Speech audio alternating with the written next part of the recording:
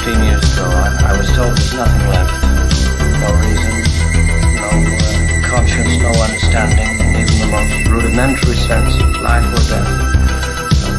Good or evil, right or wrong.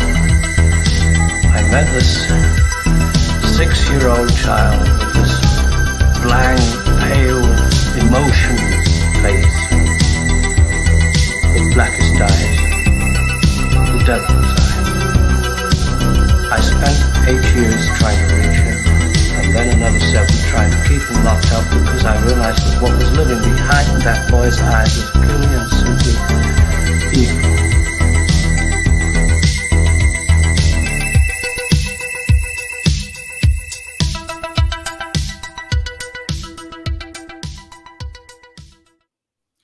What's going on, everybody? Happy Saturday. Welcome back to Let's Talk Movies. I'm Brad. I'm Miguel.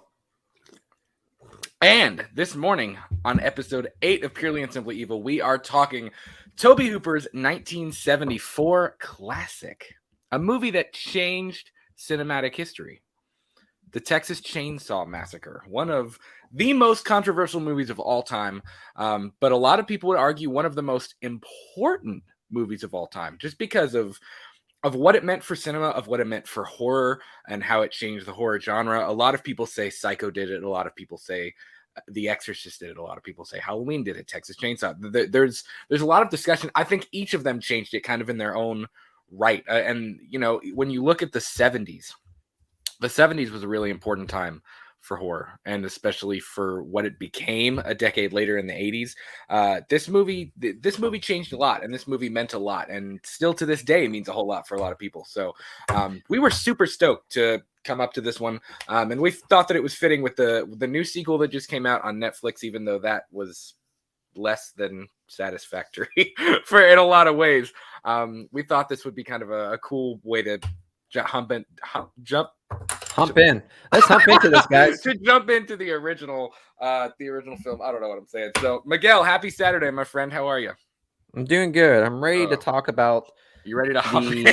Yeah, I'm ready to hump again. No, I'm ready to talk about literally the rectum of the movie industry. So I don't know if I'd say that. Well, like you said, it is literally the most important part, and let's not beat around the bush. The rectum is probably one of the most important parts of the body because it has the dirtiest job, but it also has the most important job. It's a critical job, though. It's a really important job. It's literally at the worst place of your body, but it's also the most important one. So yeah, it's like that. What was that? It's dirty jobs. Yeah, it's not an insult at all by any means. It's a compliment in the highest degree.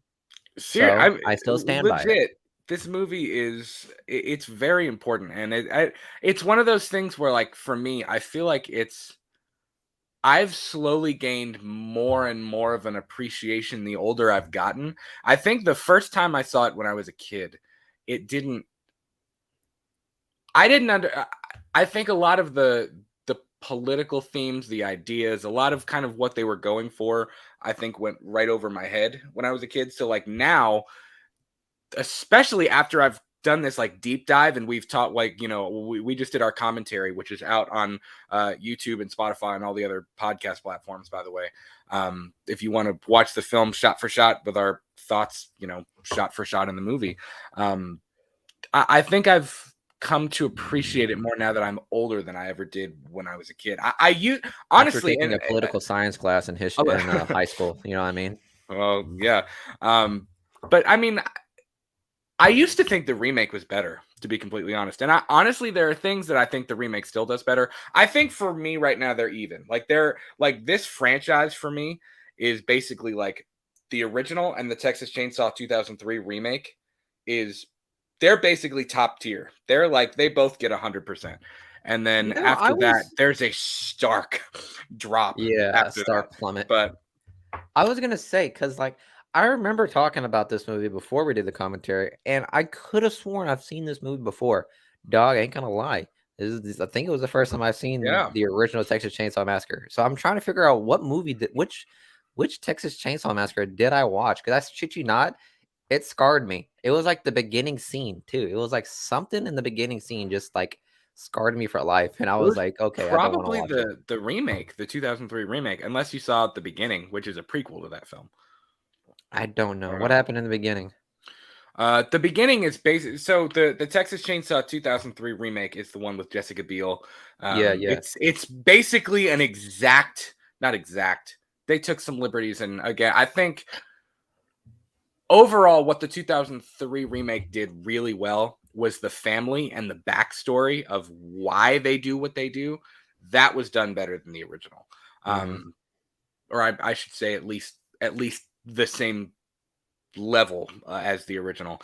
But the beginning, if that's the first one that you saw, the beginning was basically just it actually shows Tommy, as they called him in the remake, working in the slaughterhouse. It shows them kind of the backstory of the government was shutting the slaughterhouse down, and things like that. So you kind of got a little bit of the backstory. You got a little bit of like why they became cannibals, why they decided to eat humans, why they do what they do, and kind of the psyche. You get, you see him put on a face for the first time.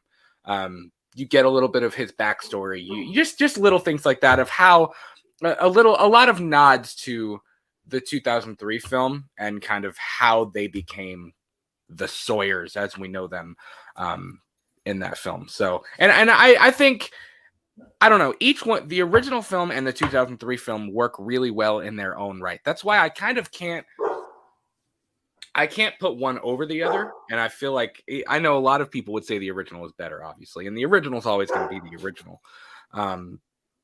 But I have a lot of love for that too. I think that 2003 remake is one of the better remakes of any movie, not just a horror movie, any movie ever. It's fantastic in a lot of different ways. So I said no. I didn't see the 2003 remake either. I don't know what it was. I'm pretty it's sure it was something. I It was don't one know of what them. it was.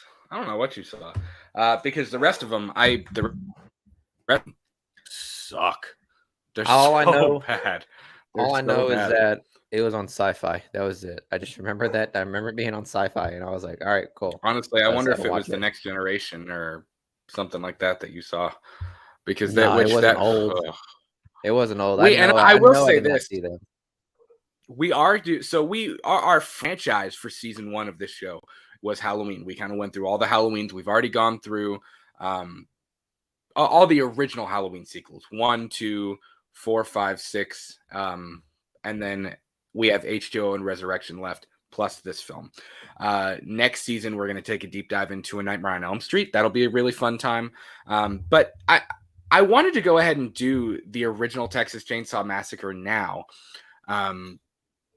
Because I'm ready for summertime, I'm not going to lie, and this is a hot summertime feeling movie. B, the new film had just come out, so it kind of felt fitting. We just did our review for that. Our full spoiler and non-spoiler review is on our channel. I think it's episode 61, 61, 62. 62, I think. Of that show is our full spoiler and non-spoiler review of the new Texas Chainsaw Massacre on Netflix. And this franchise is so convoluted and so terrible. You don't need to watch them all in order. Like, there's not No, you really, don't. you can watch them all in their own right. And it's kind of like, you don't really even need to know what happened in the last one. Like, it's almost irrelevant what happened in, like especially when you get into part 2 and part 3 and Next Generation, those ones specifically, they're garbage. They're just not good. I mean, honestly, it's been years since I've watched them, so we will go through them eventually, but it's not worth going through it as a whole franchise. So eventually, one of these days we'll get there. So October 11th, 1974, the Texas Chainsaw Massacre was first released in theaters. It was directed by Tobe Hooper, who was in film school to be a documentary filmmaker at the time, written by Tobe Hooper. He did a and decent Kim job. Henkel. Well, and that's why so much of the film, especially at the opening, feels like a documentary with the opening crawl, the film you were about to see, and it even makes the false claim that it's a true story, which we'll kind of come back to in a little bit. That kind of ties into some of the political subtext and the lying to you, the lying to your face kind of stuff. But it makes the claim that it's a real story. And while that is kind of true, it's not completely true in the way that they portray it in the opening crawl. The budget for this movie, you can't really find a stiff number of what the actual budget is. The two numbers, the budget for this film was somewhere in between $80,000, 3 cases of beer and 2 packs of cigarettes, a couple of joints. That was basically the budget, between $80,000 and $140,000. That was kind of the ballpark. And part of the problem was they had a set budget. I think between 60, 80 maybe was the original budget, but they had to keep coming back after the production. Tobe Hooper and the producers had to keep shoving more money into it because this was not a studio-backed production. This was an independent film.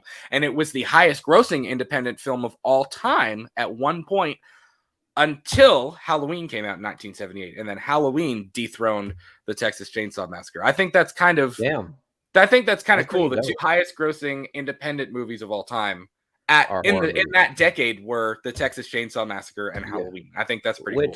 Yeah, which now it's like independent filmmakers are kind of becoming like the new hot thing now. Like more and more people are starting to want to fund independent or want to like rally around independent filmmakers. So yeah, it's kind of funny how like the pioneering of that was based on two of the most iconic slashers of cinematic history. Well, even look at Robert Pattinson. A lot of people have been talking about that with the Batman coming out. Like a lot. Which, by the way, guys, I saw that. Hella dope. Not gonna lie. But again, shameless plug. Our review for the Batman is Tuesday night at 8 p.m. We're going to talk spoilers. Well, we'll give our non-spoiler thoughts as well, but we're going to talk spoilers. Miguel saw it Thursday night. I'm going to see it actually in about 2 or 3 hours after I finish the show. My wife and I are going to go. Are you watching? We're going to go watch the Batman. So, are you watching it in IMAX? No, we're not watching it in IMAX. Bro, I'm sorry, man. You're doing yourself a disservice right there. You need to watch I'm sure it's great. I had the opportunity last night to do it, to watch in Regal. Like, what's it called? What does the Regal have? I don't know what they have. Cinemark has XD, which XD isn't IMAX. It's just it's a much larger, like much it's larger like floor to ceiling screen. You know, one of those guys where you got to be like, holy shit! Like, yep. But the Regal one, it's like I think it's something like it's like a real something. I don't know what it is, but like I think it's real XD or real cinema or real. You're right. It's real something like that. I don't remember what it's called. So exactly. I could have saw that, and there's one scene I really wish I saw in that thing because I saw it at the cinema. The car scene, the penguin scene. Bro, that penguin scene. I've heard that scene in real IMAX. I heard that scene like people were standing up and cheering, like it was pretty dope. No, so I had a Charlie Cox audience member. So you remember that? Did you hear about that, guys? Did you hear about Charlie Cox thing? Sorry, guys, I'm going off topic. But apparently there's an interview with Charlie Cox, who plays Daredevil, when he did that introduction and spoiler alert in Spider-Man No Way Home. He said that he was with his wife and they were watching the movie with a group of with the general audience. And he says when he sat down, it was the most disappointing thing he's ever experienced because Charlie Cox sat down as Daredevil and it was dead fucking silent. Like you could see the tumbleweed just rolling past. Nobody said a word. His wife recorded the whole thing. Nobody said a word. I was like, shoot, he should have been in our theater because the night Miguel and I went to see it, people were like, yes! Yeah, and, like, everyone was losing their mind. It was like a big deal. So I don't. Yeah, I feel bad for Charlie. Come on, man, he deserved it. Oh, he'll get his love. Believe me, he'll get his love. So I don't even know how. Oh, we were talking about indie filmmakers. Mm-hmm. But look at what Robert Pattinson does. What he did. Look at what guys like Willem Dafoe did. I think even Al Pacino did this. Like a lot of really hardcore actors who were serious about their craft. They do, like Pattinson. He did Twilight. He did all of the movies that he was starting to get typecast for. And then as soon as they start to get typecast in something, they go do indie movies for a couple of years. And then they come back and then they land something huge. Like he just landed the Batman. And it kind of breaks him out of that Edward Cullen typecast mold. You know what I mean? Holy shit. That is true. That is the way people do it, ain't it? Oh. So I think that's part of the reason indie films have gotten so popular is because a lot of actors want to go work with indie directors. They want to work on these smaller projects and, they want to break out of the mold that I think people kind of put them in, because you have to admit there are certain actors that people are, they're just like, well, they're going to play the same kind of role. It might be a different movie, but it's the same role. Like, we can all think of actors that play the same, even if it's Tom a different Cruise. character, they play the. What? Yeah. Yeah, it's Tom Cruise. I can't think of anyone Anyways, else more than but Tom they play, Cruise. it's like the same kind of character Yeah, every yeah. single time they're in a movie. But yeah, and this movie, it's funny because the cast in the Texas Chainsaw Massacre was they purposely got a collection of relatively unknown actors to star in this movie that were just kind of from the area that they just kind of picked up. And of course, some of them went on to have careers after this. Some of them, kind of this is their thing. I about to say because I didn't recognize anybody in that movie. No, and you really wouldn't. I mean, other than which kind of makes really, it, other than Marilyn Burns and maybe Gunnar Hansen, who played Leatherface. I mean, really, I don't think anybody had a. I don't think anybody, and I could be wrong. If I'm wrong, please correct me. And I don't say this with any disrespect. I don't think anybody went on to be like a big Hollywood actor or anything after that film. Well, I mean, that kind of really helps the whole aura of the fucking movie, because it's like if it's trying to like play this scene of like this is like based on a true story, this is like on a true story and whatnot, like it kind of makes it really even more scary. Like, you haven't heard or seen anything about these guys that were killed in this movie. Like, they kind of just disappeared. Like, you don't see them out in the spotlight anymore, so it's like maybe this shit was real. That's kind of what I thought. Yeah, I'm not gonna lie, and I think that was my initial thought. I mean, and look, famously, the Texas Chainsaw Massacre is loosely based on Ed Gein, who was a serial killer back in the 40s or 50s, I believe, that the media had dubbed Leatherface because he wore human skin. But even one of the writers, Kim Henkel, said that they even studied, they studied other cases. And I actually pulled a quote. Let me pull it up here. I actually pulled a quote from Kim Henkel, who was one of the writers, and he said that, they studied another case. Here's the quote. He said, "I definitely studied Gein, but I also noticed a murder case in Houston at the time, also in Texas, a serial murderer you probably remember named Elmer Wayne Henley," which that name sounds, I don't know why. Henley sounds strangely familiar to me. Because it's a t-shirt, dog. He was true. He was a young man who recruited victims for an older homosexual man. I saw some news report where Elmer Wayne said, "I did these crimes. I'm going to stand up and take it like a man." And that struck me as interesting, that he had this conventional morality at that point. He wanted it known that now he was caught, he would do the right thing. So this kind of moral schizophrenia is something I tried to build into the characters. And that's true. That's, we've even talked about this with... Bro, that guy is still alive. Is he really? Elmer Wayne Henley? Yeah. Born May 9th. No way. How old 1956, age 65, Houston, Texas. He was apprehended August 8th, 1973. And his penalty was just life imprisonment. 594 years, 6 consecutive 99-year terms. He's 65. He's only 65? Yeah. What year was he born? 1965. No, 1956. Wow. Bro, that's fucking that's insane. he can't be 65. That doesn't make any sense. I don't know. He was born in 1956. That's what it says right here on Google. Hold on, guys. I'm sorry. We're about to be dumb as fucking doing math right now. That math doesn't. I'm not good at math, but that doesn't add up. That's 66. Okay, whatever. I about to say, don't you dare fucking. I don't know. That's don't you dare question me, dude.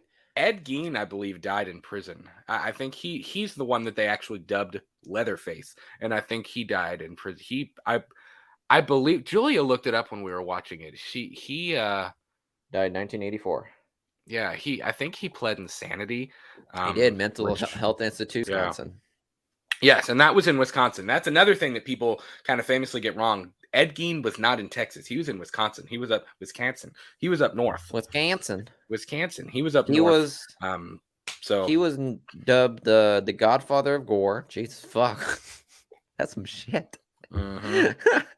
The ghoul of Yeah. Plainfield, the Plainfield butcher, Yep. and then the Plainfield ghoul. Yeah. Ghoul. Yeah. So there's this thing like Kim Henkel mentions like standing up and taking it like a man. Like this guy was like, yep, I did it, and now I'm gonna try to do the right thing. Like just interesting, like an interesting way. Usually, I think. I don't know. I say usually like I study serial killers. I do not, but it's just an interesting way of doing it. And if you look at the Sawyer family, they have this like they know what they did. Like they know exactly what they're doing. They're just trying not to get caught. Even at the end of the movie when the dad comes home and he's got Sally with the hood over her head and she's all tied up and she says, you almost got us caught up there in Newt when he's talking to the hitchhiker. And then he goes in and starts beating on Leatherface. And I mean, it's just like they know what they're doing. And as we've said before, the best villains are the villains who believe that they are doing either the right thing or that they are doing what they need to do to survive. And the Sawyers are a perfect example of they believe that they are doing what they need to do to survive. Hands down. They're just psychotic, dog. Well, they are. I mean, they're psychotic, but in their own messed up brain, they think they're doing the right thing. They think this is right. They think that this is the right thing because it's what keeps them going. It's what keeps them alive. So of course it's psychotic. It's crazy. Is that your thought like based on all the other movies, or is it just solely on this movie alone? Because I didn't get that. No, just solely on this movie. Okay. And really, again, that's one of the things that I think the 2003 remake and the beginning, which is its prequel, do really, really well. Is it explains why they do these things. It is so much better than the original did. But it doesn't really like a lot of that dialogue comes from the dad. I forget his name, the guy in the gas station, who is the dad of Leatherface and the hitchhiker. Let's call him Doug. Doug. He looks like a Doug. No, well, I gotta look it up. What was his name? No, he looks like a Doug. Now, is the backstory in the 2003 remake? Is it like kind of like hating the American government, kind of sympathizing with the fucking? I don't think it's quite as Drayton. That's his name, Drayton Sawyer. That's correct. The guy who plays Drayton. Yeah, that's a villain right there. Yeah. Josh Folkefan 101. What's going on, buddy? He says Gacy, Bundy, and Dahmer were up there with the top sickos. Yeah, man. That is true. There are some sick people out there. It's interesting. It's interesting to know that Gein wasn't as well known as, say, Gacy, Bundy, and Dahmer, even though like what Gein did was probably more gruesome than what obviously Gacy, Bundy, and Dahmer, I mean, their body stacks are pretty high. Well, and that's the other thing about Bundy Ed is Gein. like not much, but that's the thing about Ed Gein. I think he only killed 2 or 3 people. Like he wasn't like a mass murderer that killed all these tons of people. It was just the brutality and the sickness, the grotesque nature that he did. I mean? Yeah, like the thing, like bro, this man made a nipple belt. Yeah, like that's some shit. Oh no, I just found out this is the guy that made the hand glove. Yes. Do you not know that? Yeah, the guy that made the like literally used someone's hand, stitch it together, and use it as a glove. That's some shit, dog. And it's interesting because, of course, like this movie is based on that kind of grotesque nature. Yeah, and for a movie that only had an original budget, I say original, what it was originally set to be, like an $80,000 budget, it made $30 million at the box office. Like, I mean, there's something about even look at true crime. True crime is so popular now, and people wanting to dive into these cases and figure out every detail, and everybody thinks they're their own detective. You know what I mean? I'm not. I never got into that. I can't do it. It's too dark for me. I'll stick to the movies. Well, it's mainly the fact that like it's interesting. How can I say it? It's so interesting to me because I mean the horror movies that we had before then were like, Psycho or all those other ones that like they weren't necessarily like they were suspenseful in some degree to like it was suspenseful to the point it was scary. This was just scary, the fact that it was just gory, not gory, but like it's the idea of how gory it can be and how grotesque, and then like They hinted at the fact that it may be based on a true story, and they loosely based it on Ed Gein. So it was like, I think Texas Chainsaw Massacre was probably one of the movies that opened the floodgates for like true crime horror, pretty much, because it's like, yeah, it's like, what's more scary than hearing about a story in your hometown that could Right. be true, of a horror that happened, of a family that was doing this for so long. right. So that makes it even more scary than just the idea of, say, a serial killer running around town, or like just like, The Exorcist, or like any other like supernatural stuff. Like, what's more scarier than knowing that there's a family that's like literally down the road from your house that caused all of this, and you did not know anything about it. Yeah, for sure. And as we said earlier, I think part of the fact that it plays similarly to a documentary, which makes sense because Tobe Hooper was the assistant director of film at UT when he started to kind of flesh out the ideas for the Texas Chainsaw Massacre. And he knew he wanted a film that would use isolation, that would use political themes, that would kind of be like that shocking, grotesque, macabre, as it says in the opening crawl. That feeling that you get when you watch this, it's just almost like, holy crap. It's so deep and it's so dark that it's shocking. It's not even necessarily, for a movie that's called the Texas Chainsaw Massacre, and for a movie that people think is so over the top and so grotesque, there's not, like, rewatching it especially, there's not really enough, wasn't there's much. really barely any blood. It doesn't really show anything. It's just the idea when you see him pick somebody up and hang her on a meat hook, and then he turns around and cranks up a chainsaw, and all you see is this with the chainsaw. You don't even see, you see like the tip of a dead body, and all you see is Gunnar Hansen doing this with the chainsaw, and like you don't see blood splattering and body parts flying and opening. You don't see any of that stuff, but it's the idea of it that I think just shocked the hell out of people when they first saw it. Nothing had ever been done like that. Like my dad was just talking about, we were kind of talking about the 70s horror thing a couple days ago. I was at my parents' house, and he said, he mentioned The Exorcist. In The Exorcist, when little 10-year-old Reagan looks at the priest and says, forgive me, but she says, your mother sucks cocks in hell. That was like, my dad said for the 70s, he was like, that was pretty freaking, like, holy crap, that's weird. And then you go from The Exorcist to the Texas Chainsaw Massacre, and so it's like, for me to laugh at.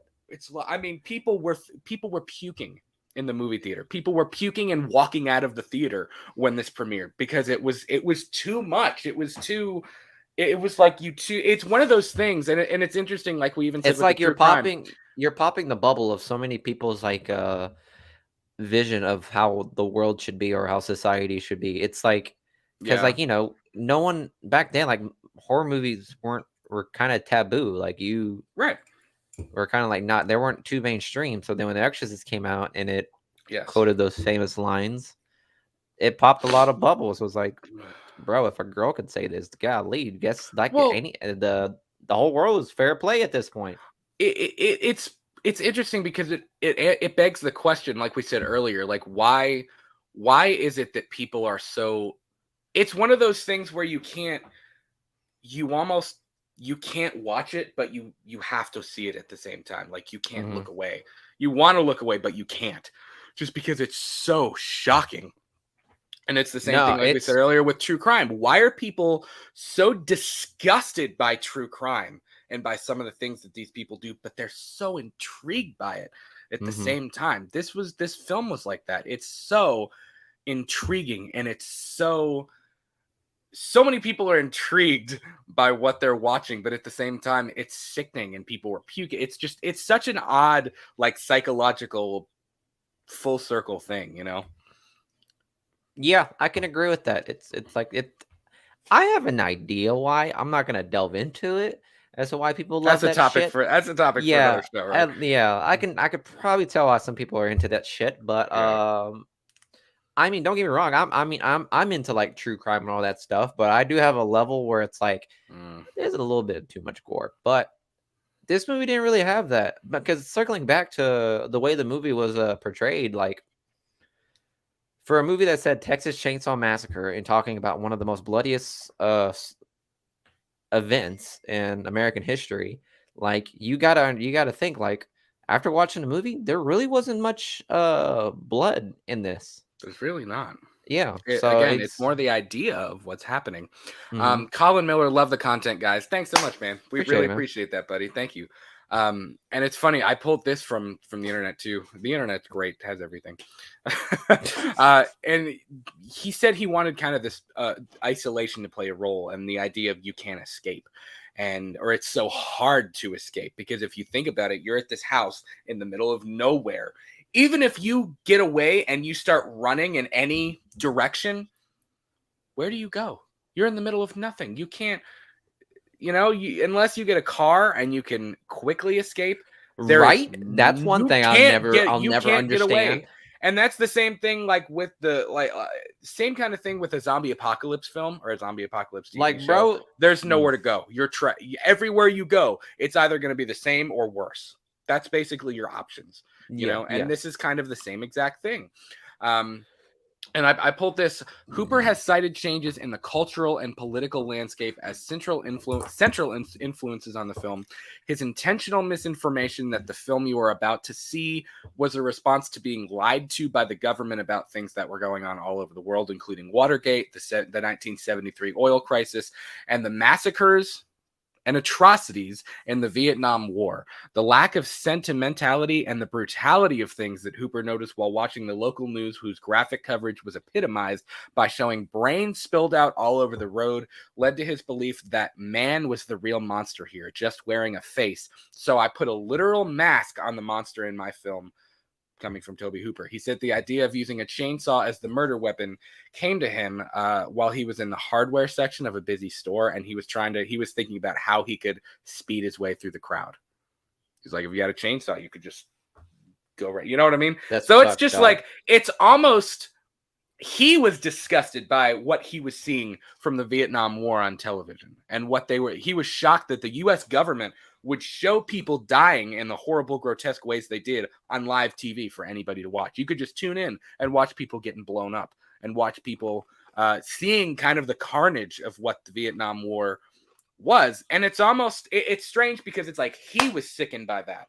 So this movie was born out of the fact that he felt like the government was lying, and Watergate and the oil crisis, and between Vietnam, it was a whole slew of things that kind of led to the birth of the Texas Chainsaw Massacre. And again, political commentary is nothing new. That's why people were so, it's how you do it, obviously. I mean, it can be done really, really well, as it is, I think, in the Texas Chainsaw Massacre. It can be done really, really poorly. A lot of people not single out many movies. A lot of people dogged on Halloween Kills for all the political commentary. And I mean, yeah, they pushed a lot, but it wasn't like I don't think it was, that's not what I was thinking about watching Halloween Kills. I didn't mind that the whole Tivoli chase through the hospital, evil dies tonight. I didn't mind that. I just felt like it could have been done a little bit better than it did. It just felt quick. It felt like nothing was thought out. It was just like boom, boom, boom, boom, boom, boom, boom. I mean, we walked in the hospital and we were having a deep conversation with Lori, and then the next thing you know, Tommy's jumping over chairs going, Tivoli. Evil dies tonight. Like there was just no buildup or no. It just wasn't done very well. But political commentary is nothing new. There was in the Texas Chainsaw Massacre. There's the political bias and the government lying.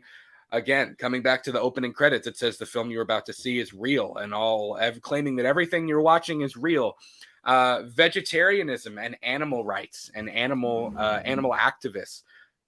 Kind of the idea of Leatherface kills a lot of the victims in this movie the same way that that cattle and pigs and things are killed in a slaughterhouse for food for humans. So it's almost like, is it really humane the way we kill cattle? Is it really humane the way we kill pigs, the way we kill chickens, and what we do with that? Is that really a humane thing to do? This kind of mass production of meat in the United States and around the world. Which it's we've funny, obviously fixed. So I'm just saying, we fixed them. We fixed a good majority of it. Okay, we're doing our best. I don't know. We're I doing don't our know best. about that. Hey, we've seen so many different types of documentaries. They're like food processings have been like they've been reamed on Dude, so many times, but every listen. time there's a scandal, it is rightfully fixed. I'll tell Look you at what. Food Inc. and then look at the Fairlife thing. Like And I do have a soft spot for animal rights and stuff like that. Like I'll admit it, I do. I'm a softie in that respect. I eat meat, but like there've been a few like but Food Inc., dude. When I watched Food, and this has been a decade or so since I watched Food Inc. in high school. But good lord, that will scar you for life. no, Seeing well, a documentary like, oh, I had my teacher, my biology teacher told me, she said, Nope. listen, you're gonna watch this movie and you're gonna swear off meat. You're gonna not want to eat burgers. You're not gonna want to do anything with meat. You're gonna swear it off and you're gonna want to be a vegetarian. But I promise you, after you watch this movie, an hour after school, you're gonna go get a burger. It's just the fact that you are scarred by it and you understand why these things are happening. And as long as we're continually to like check up on these things and fix them, we can continue. And I'll say the famous line by Lil Dicky, like, "Yo, that's your God at work, man. We go hard on Earth. Like, I don't know what to fucking tell you. I don't know." So I don't know. I get it. We understand it. And back then, it was far worse. Like, Well, we it's are funny. much better off now. We treat the animals much better now than I'm we did sure, and back I'm sure then. we do. And I Yeah. buy I buy organic meat. Like I buy like grass fed beef. Like we try to make changes like that. That like my wife and I try to do that. My parents do that. Well, try to you'd be make little surprised how many of changes those like that. organic stuff are processed by Tyson, and we know who Tyson is. So I know. you're kind of like left. I do with your think there hands have tied. been, especially since this movie came out, there have been Yes. changes made. Yes. And I mean, in the last, 6 decades, there have been changes. Yes. Made. So obviously, yeah, this movie definitely was like it was an attempt for it was a good attempt for advocating for animal rights and shining light on how much we pretty much to I don't give know you what an the word is. idea of how impactful this movie was with this vegetarianism and animal rights and kind of making people sick to their stomach after seeing this, Guillermo del Toro, the director, has done some pretty gnarly stuff. Mm-hmm. He's directed some pretty gnarly things. He became a vegetarian after seeing the Texas Chainsaw Massacre, and I believe he is still a vegetarian. That's since he saw this movie. Didn't he do Hellboy? Yeah. Am I correct? And it's not gory. Guillermo del Toro directed Hellboy, and I forgot what that other movie. It was like when the woman liked the fish. He did he did Pan's Labyrinth. He did Hellboy. He did Crimson Peak, and he did quite a few. Pan's Labyrinth. I love horror, and I know Pan's Labyrinth isn't necessarily horror, but the guy that does this whole thing with the eyeballs in his hands, that freaks me out. I don't like that scene. That's one of the few scenes I'm like, oh, heebie-jeebie. I don't like that one. That's weird. So yeah, he's almost got like a cross between he's got like that gothic. He's got like a gothic supernatural vibe. Yeah, that gothic supernatural. Everything is dark. Hellboy is probably. Well, Hellboy had a lot of that dark gothic stuff in there too. So I don't know. Yep. I don't know. Interesting. Yeah, but that's kind of an interesting one. And kind of the idea that the Sawyers are victims of this governmental interference. Like at the beginning of the film when the hitchhiker is talking about they're Franklin and the hitchhiker when they're in the van and he's you won't see my purse. You won't look at my pen. I got a pen. It's made out of hide. And he's just being weird and creepy, and everybody's kind of everybody in the van, they're like, so many red flags. I know. That's what I said to Miguel. I said, bro, the minute he opened his mouth, I'd have been like, you need to go. You need to get out of the van. This Plus, this guy had blood around, over his face too. Yeah. He had Well, blood dripping down his face. I was like, bro, I'm not picking up someone that has blood dripping down their face. I don't care if you're like, I don't care if you just got attacked. I'm driving off because you run. It's literally a coin toss with either it's a victim or a predator. Like it's yeah. either one, and that's Well, I'm not taking that 50-50 odds. he's even talking about like the the government buying out slaughterhouses, and human butchers are kind of becoming useless now because they have technology that'll kill the animals for them, and they have all these different things. So it kind of almost paints the Sawyers as victims of what the government is doing. So they take it's almost like taking their situation into their own hands. They're like, well, if we don't have jobs and we can't get meat anymore, well, we're going to find our meat wherever we can. And that's something that the 2003 remake does really, really well. Is kind of the subject matter of like how they became what they became. And I think that's one that was fleshed out very, very well. And there's another quote, Christopher Sherritt. Another quote from Wikipedia. He said, Hooper's apocalyptic landscape is a desert wasteland of disillusion where one vibrant myth is desiccated. The ideas of iconography of Cooper, Bret Hart, and Francis Parkman, I don't even know what that is, are now transmortified into yards of dying cattle, abandoned gasoline stations, defiled graveyards, crumbling mansions, and ramshackle farmhouses of psychotic killers. So it's kind of like he even goes on to say about like the death of the American experience kind of thing. Like that's kind of like it really, those kinds of little subtext things kind of painted as like they're victims of the government. They're victims of being lied to. They're victims of corporate greed. Death of what?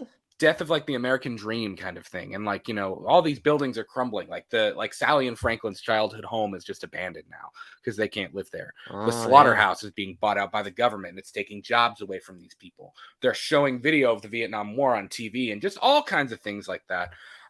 J-Dead said, what's going on, buddy? He says that wasn't blood on his face. It was a birthmark, I think. It was it? Oh, was it? Oh. I don't know. see that. Sure. I guess it could be. But if I'm being honest, dog, it looked like That blood. never even So dawned on I'm just me. saying, if I saw that, That never by the even way, dawned on love me. the new That's a good profile idea. pic, J-Dead. Yeah, man. What is that? Oh, okay. I see. Honestly, I read the comment and I didn't look at the pic. That's cool. Yeah. Dope, buddy. So lots of different political things going on. And let's talk about the production a little bit and the shoot, because we talked about this a lot in our full commentary. Again, it's available now on YouTube, on all the podcast platforms. The production of the Texas Chainsaw Massacre was a nightmare. It was very minimal. Literally. Like, this type of shoot would be shut down in today's climate, and with the laws and the regulations that they have, where people can only work so many hours a day. There are certain health guidelines, especially now with COVID. There are so many different guidelines and so many things you have to follow. Been shut down. It would have been shut down. They wouldn't have made it past a week, I don't think. No, they wouldn't. I mean, the actors said, there's a really great documentary called The Shocking Truth, the True Story of the Texas Chainsaw Massacre, or the making of I forget. It's on YouTube. Look it up. But they were working anywhere between 24 and 28 hours a day for a month. They had no new clothes. They because of the low budget, and because they were doing so many different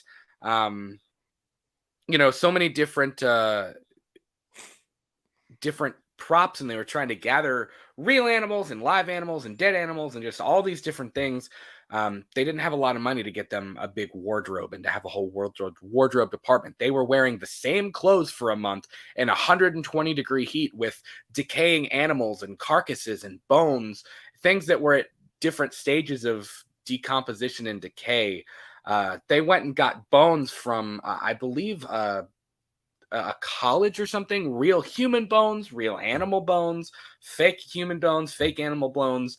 They went and got actual blood from a slaughterhouse and were sloshing it and smearing it on the walls and the tape. I mean, it was a terrible time. And all of the actors will tell you it was atrocious. Like, they couldn't stand having to film it. And the kinds of things. I think they said I believe that someone had said one of the dinner scene was the hardest shoot, and Marilyn Burns was like, literally, people were stopping to go puke in between takes, like running out of the house to go puke because it was so hot in the house and it smelled so bad that I mean, could you imagine the stank that had to have been in that house, I probably could. especially bacon in that heat. Yeah, bacon in that heat. Too. Fuck me, dude. I can't imagine. I don't know. Shoot, I think they said Gunnar Hansen, who played Leatherface, he smelled so bad, and again, he wore the same shirt in all of the Leatherface makeup and the jacket and everything else for a month. Like, you'd smell dead. I mean, it's pretty rough. J-Dad says, sick. yeah, he says, "Oh yeah, agree. Definitely still a no-go picking up the hitchhiker. Like, no way. Yeah, That would be absolutely not."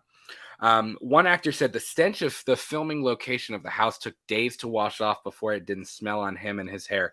Oh yeah. Well, even Marilyn Burns at the end of the portion about the first film in that documentary, Marilyn Burns said she was like, all of her nails were broken. She was injured top to bottom.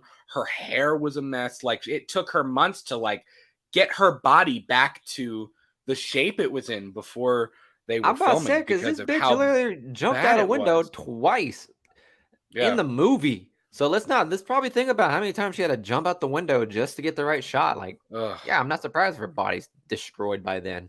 Yeah. She jumped And, out that window much better than fucking what's her name from Halloween. Yeah. Bello D Gaming, what's going on? Really, real bones from humans? I believe there were a few. I mean, not a lot. They didn't None go, like kill. like I mean, they didn't it's go from to like a mortuary to right, pick like it up. they didn't steal corpses or anything. It was like bones that were preserved in at a college or something that were being studied or were just things like that. I don't think there was a ton. It was mostly animal bones, like they talked about. They would just drive fields in Texas and pick up cattle, like I was dead gonna say that. I cows, was gonna and I say, think yeah. they found bones from a dead horse on the side of the road and just things like that. Like, they just went and collected all of these bones, and that's how they created the Sawyer house. A lot of it was real animal bones that they had just like thrown in the house, and even all the furniture, like especially when after what's his name, I forget his name, Kirk. After Kirk is hit in the head and he does his whole twitch, when Pam, is her name Pam? Their names are forgettable to me. When she goes in the house and she runs in the living room and she trips and falls, and there's hair and feathers and the chickens in the thing. Even that scene is almost so surreal because it's almost like, where am I right now? Like, what did I just walk into? The couch is like stripped with human bones and animal bones. There's skulls. There's jars, like canned jars of whatever thing. Like, it's nasty. It just looks uncomfortable, So yeah, I don't know. It's kind of. You got to think about the sick fuck who had to set that entire thing up. Could you imagine being the sec? He's like, fuck. Like, why did I agree to do this? This freaking movie. This is stupid. Yeah, he's never agreed. He's literally like, does that femur fuck up the feng shui of that living room? Like, I don't know. Like, I don't know, guys. Do you think that skull should be hanging right there? I don't think it sets up the right aura for this entire film. The mason jar of eyeballs. I think that would look better in the foyer, don't you? I think so. You know what I mean? And do you think Zaxby the rooster should be hanging right there, or should he just be sitting down on the corner? Like, do we have the right area? Bro, you really got to feel for that rooster. Because let's talk about the rooster that got the most psychological. Like, the rooster was the one that got the most psychological damaging thing ever. Can you imagine being locked in a tiny cage in a room full of bones? Like, the actors knew this was fake. The rooster did not. You want to talk about like torture? That was damn near torture. Like, that rooster is probably scarred for life. I feel sorry. I hope that rooster, died a happy life. I hope he didn't just get cooked. He's sitting in the cage like, yeah, like he's like, bro, what the fuck am I at now? Yeah, and then he sees Leatherface just running in with the chainsaw. It's like, like, I'd be freaking the fuck out. Like, you want to talk about horror? Let's do a documentary on the fucking rooster and what he went through. That was some shit, Oh dog. man. Bello D Gaming says the actor of Leatherface actually cut his finger for a scene. I said, oh yeah, they all got injured quite a few times, and that's one of the things. Like even a lot of the cast members, Marilyn Burns, the whole chase scene through the woods when once Franklin dies, and she is chased through the woods and then through the house. She jumps out the window and then is chased through the woods again. A lot of the blood on her is really her blood because she was so cut up from having to keep doing shots of her going through the trees and tripping and falling and him almost grabbing her. I mean, it was just like she was really covered in blood. And I think she hurt her leg at that final chase scene when she escapes from the dinner table and she jumps out the window, and then the hitchhiker comes out, and then Leatherface comes out with the chainsaw, and they're chasing her.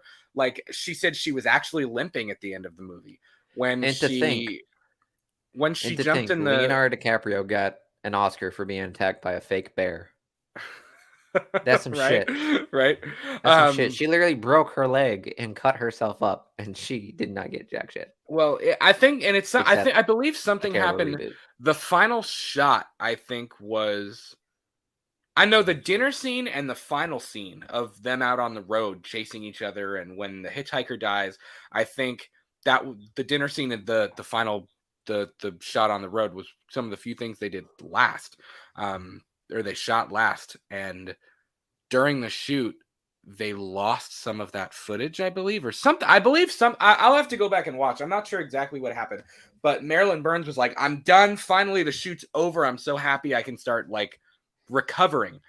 And I think Tobe Hooper was like, Marilyn, I'm so sorry, but we have to do this again. And she was like, she said when she hops on the truck after Gunnar Hansen's trying to grab her and he's swinging the chainsaw at the truck and chasing them, she said that hysterical crying and laughing, she was actually crying, and she was actually like hysterical at the fact that it was over, like the production was over and they were done having to film this, you know, like it was just like amount of relief that would come over you from something that was that nightmarish and that grueling, you know what I mean?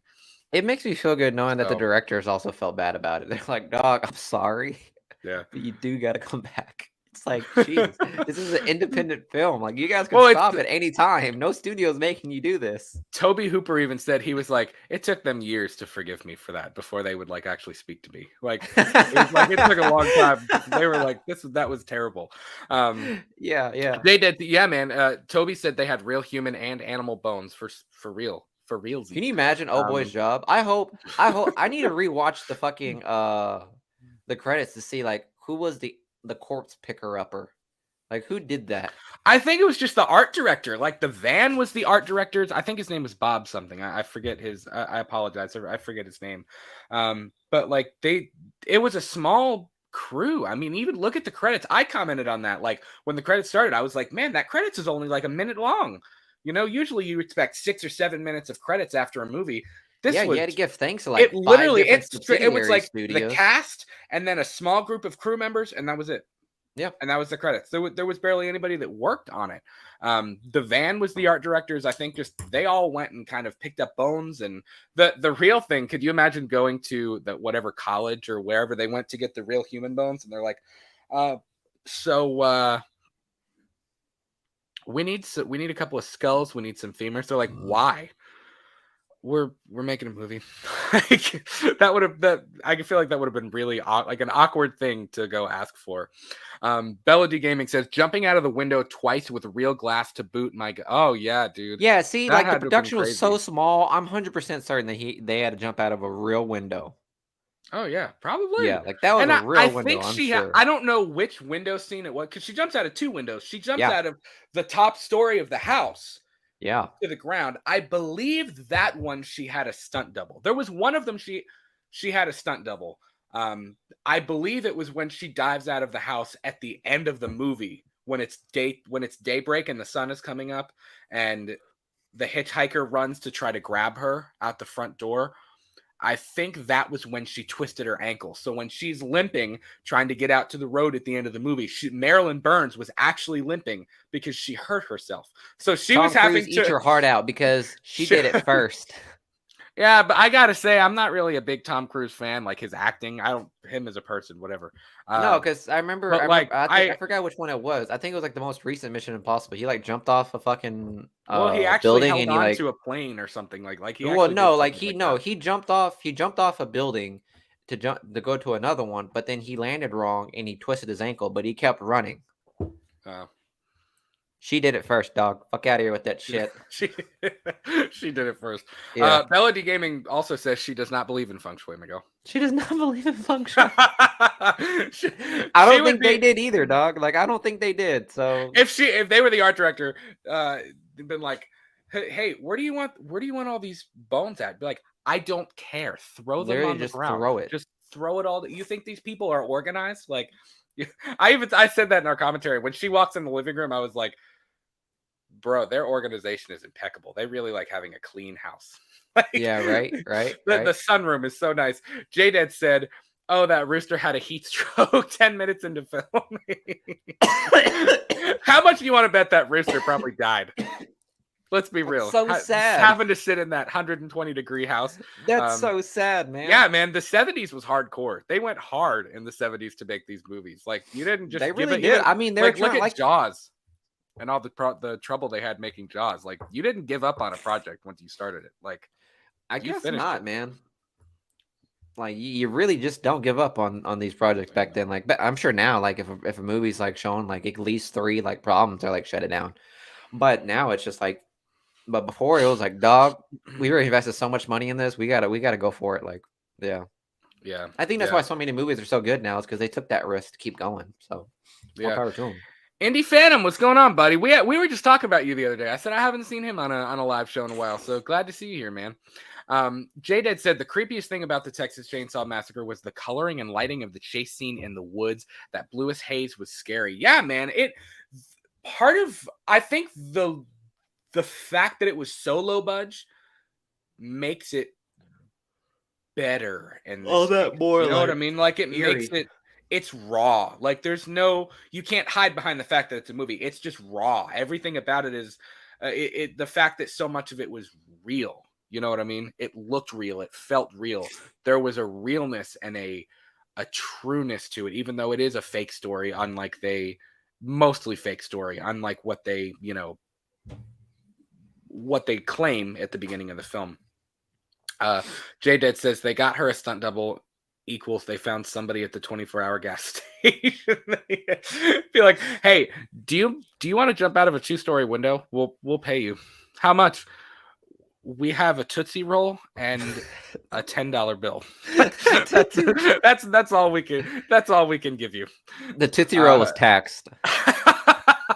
Indy Phantom. I was just watching the first episode of Freddy's Nightmares, which is directed by Tobe Hooper and is basically the origin of Freddy Krueger. That's interesting, man. I don't think I've ever actually watched Freddy's Nightmares all the way through. I know it's on Tubi or it's on something now.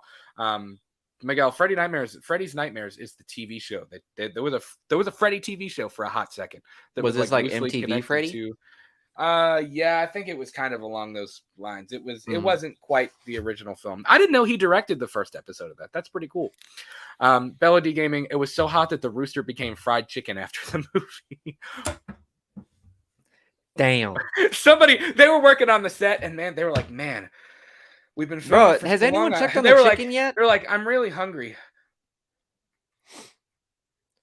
Yeah.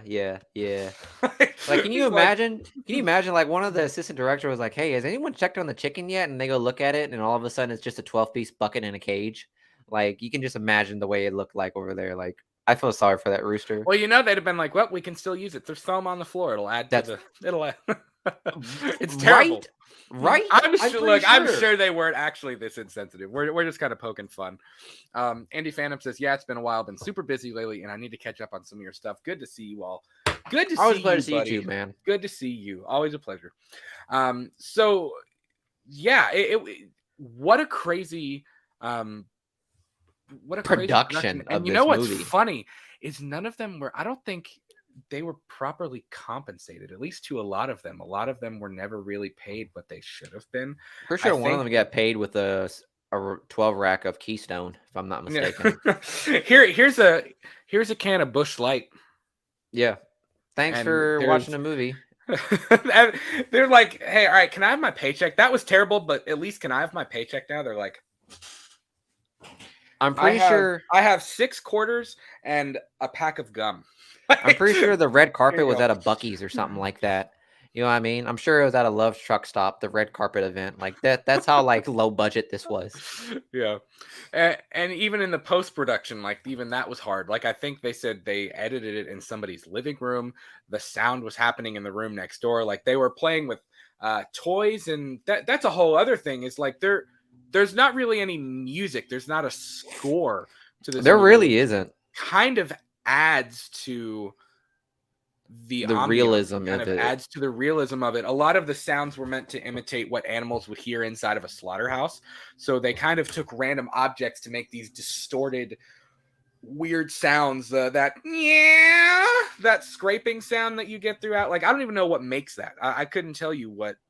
I could have that, sworn you I know? saw the instrument that does that. I forgot what it was. It was like this weird like pan thing. Well, like, there's a you know what I'm water talking phone, about? but a water phone. They may have done it with a water phone. I just don't know how. Like there's something called a water phone. It's basically these like spiral things, and you can take a violin bow and like scrape it, and that's like a really common horror, sound as well. But Yeah, I yeah. don't know That's what how I'm they talking got about. that, because it's very unique, like to this movie too. Like that's something that's always come back.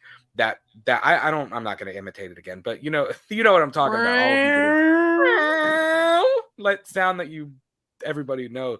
And I think even in a lot of cases, the lack of music makes it really intense. You know, it kind of adds to that documentary style. When all you hear is her screaming and you hear the chainsaw revving, like that's all you hear, you know? Yeah, it Was makes you feel like Wilbur, but he's at like Hillshire Farm slaughterhouse. That's what it makes you feel like. Yeah.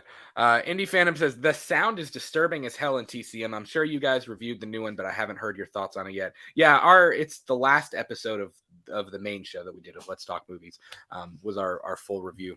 Bello D Gaming says, as I know, the actors weren't even properly credited. Yeah, I think a lot of them weren't credited. Most they of weren't them just kind of like compensated. stopped acting. Honestly, like if I went Well, through that movie and I didn't get properly compensated and credited, I'd have been like, bro, fuck the movie business. Like I would have stopped.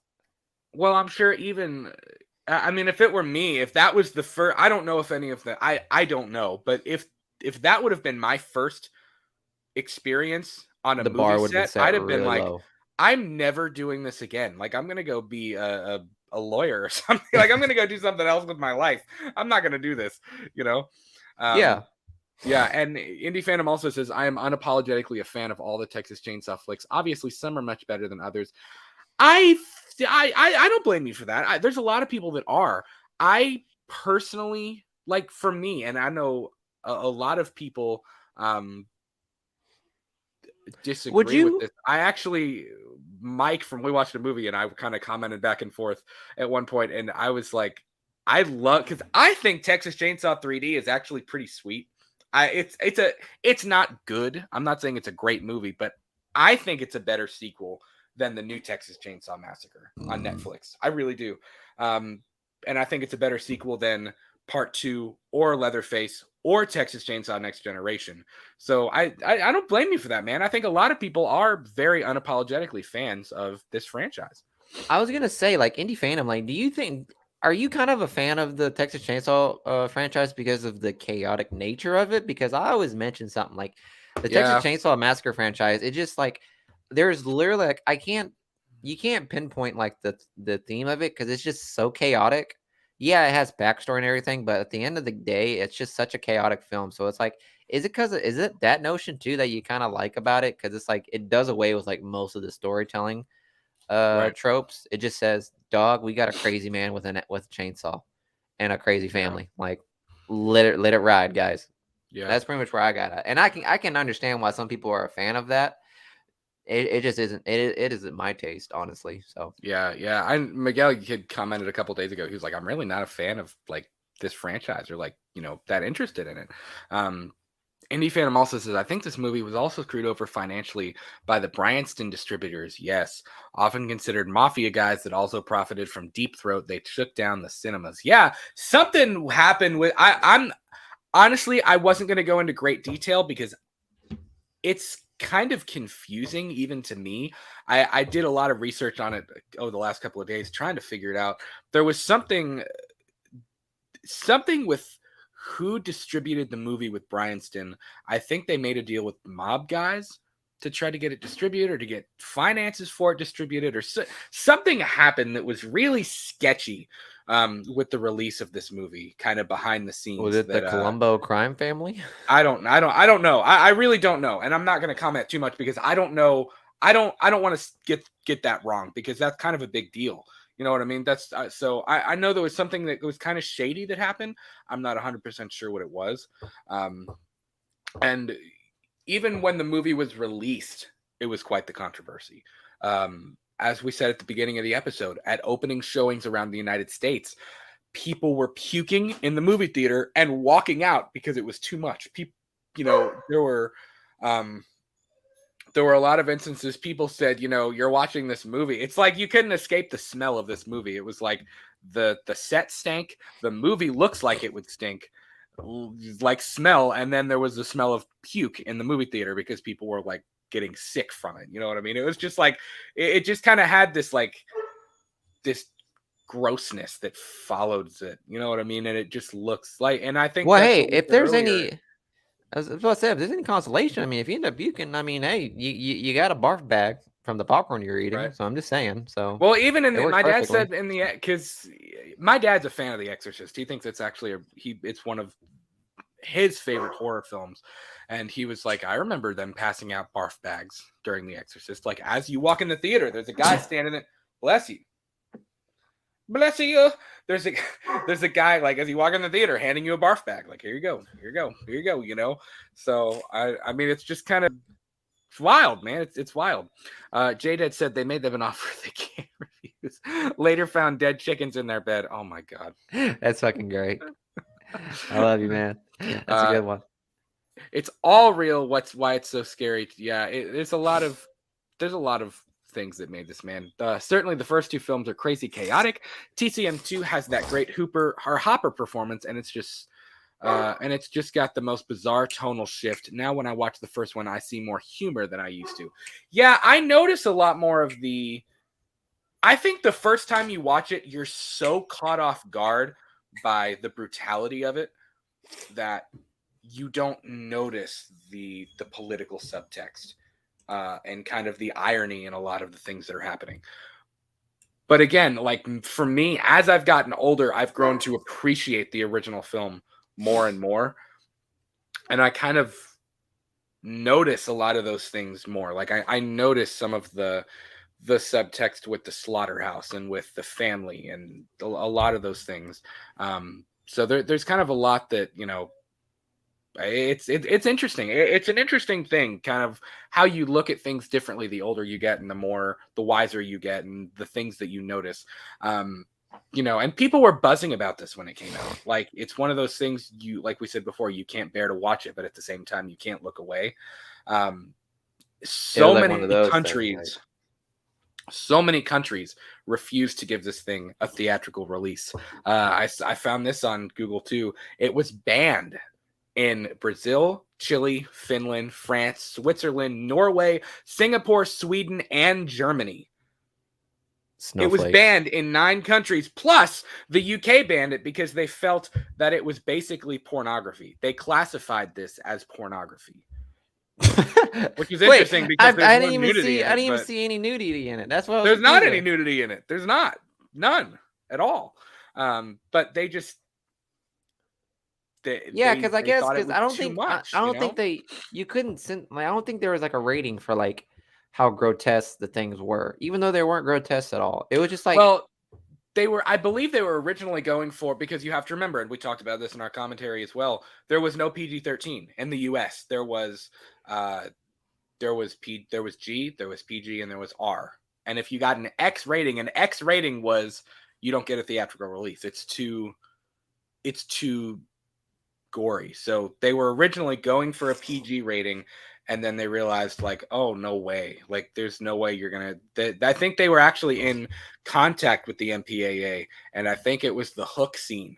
Because originally, Tobe Hooper, when he puts Pam up on the hook, and they wanted the hook to come out through her chest, and you would like see the hook sticking out from her, and the MPAA was like, we wouldn't do that. Like there's no way for you to do that. But I think it was that scene that got them a rated R rating instead of an X. So Good move. Yeah, good move. And despite all of that, it now has been released. I believe it's been released in the UK with an 18 rating, or an 18 label, as they call it. I mean, it's been released now that it's kind of widely known how important it is and how much it changed cinema and how important it was just in general. You know what I mean? That it's been more widely accepted, I think, in a lot of other countries, much more than it ever was before. I know the chat's moving, guys. Thank you so much for talking to each other in the chat. Bella D Gaming, comparing the original to Netflix's sequel, do you think the Netflix one is good? What is that sound? It's Leatherface outside. It kind of sounded like a chainsaw. I'm not gonna lie. I was like, what? No, it's a leaf. I'm setting up the ambiance of the theme of this show. I was like, No. What is that? Do I think compared to this one? No, I don't think it's that good. I really don't. I felt. How can I say this? This is like, it's like you might as well just put like Texas Chainsaw Massacre Next Generation. Like that's like the best tagline I could think of, because it's like just what would happen with the Texas Chainsaw Massacre if it was in this generation, pretty much. Well, they already did Next Generation though. Did they really? Fuck me. Okay, fine. Don't name it that. Well, what I'm saying is, that's probably why you said that. I know, right? What I'm saying is, it's interesting because now that I think about, after watching this one, the most recent one, it makes more sense why they did what they did, because it's like all of these kids in the original, they were hippies. Best way I could explain it. They were just trendy hipsters that just wanted to go out, fuck the government and all that stuff, like blah, blah, blah, blah. And guess what? 2000, the most recent one, they were they were, what's it called? What are the gas station people call them? Gentry fucks? Yeah. Pretty much like, fuck the government, let's make our own stuff, or like try to go on our own way. Like it's pretty much the same way. Just a bunch of naive teenagers thinking that they can make something on their own, and they obviously bite off more than they can chew. They literally try to buy a town. I don't think it's bad. It's not a bad movie. I mean, it's honestly, I think it's probably in the top 5, I think, of the franchise. Yeah, I could say that. I think it's not the worst of the franchise. I'll say that. It's not the worst of the franchise. It's really not. But I mean, compared to the original, I felt my biggest issue with it wasn't the political stuff. I didn't mind the way they did the political subtext stuff. I didn't mind it at all. I think for me, my biggest issue was that it didn't feel connected to the other than the opening and kind of that little documentary that what's her name is watching in the gas station, and seeing the pictures of him, like the wanted pictures and all of that stuff. It didn't feel connected to the original at all. I felt the whole story of him, how did he get to the orphanage? What happened between the events of Sally escaping on the truck and Leatherface standing in the road swinging the chainsaw in the sunrise, to he's an old man and he's in an orphanage and we don't know what happened. Like, it just felt like there was no connection. Like, I felt like, honestly, if you would have taking Sally out of the movie, which was the biggest waste of a character I've ever seen in my life, if you would have slapped a different title on this, it could have not been connected to the Texas Chainsaw Massacre. Yeah, pretty much. All. Like, it could have been its own separate thing. So that's kind of why I'm not hating it just to hate it. I don't hate it at all. I really don't. I felt like largely it didn't stand up to what the original was, Yeah. I would agree with that, because this movie, like anything that was connected, because they labeled it as a direct sequel from the original one, but anything that had to do with the original cut was either very short or it was thrown out, pretty much. One of which being the documentary and Sally, and both were just thrown under the rug.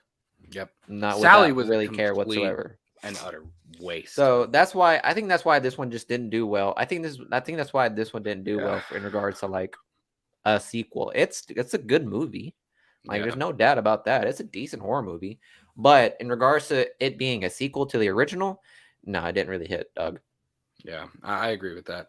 Indie Phantom. We're gonna get into kind of talking about the plot a little bit here, and we're gonna kind of skip around. Indie Phantom says, I about to say we're an hour in, and we haven't even talked about the plot. I know, right? Those close-ups of the eyes on Marilyn Burns are crazy. Speaking of eyes, if you see Body Bags, Hooper directed The Eye with Mark Hamill. That is a great anthology film. I have never seen Body Bags. I'll have to check that out. Bella D Gaming rated X for too much violence. That was an old MPAA thing. They could rate something X for too much violence, too much gore, too much nudity, or sexuality, things like that.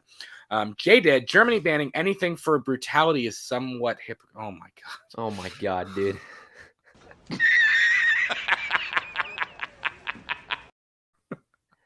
That's wild. That's wild comment. Even the OG Evil Dead had an X rating. I didn't know that. I don't know if I knew that about the original Evil Dead. I didn't know that I could either. see why. Yeah. That makes sense why. I get it. I still think the original TCM has one of the best posters ever. Scared the hell out of me as a kid. I still couldn't believe there was an audience for a film like that.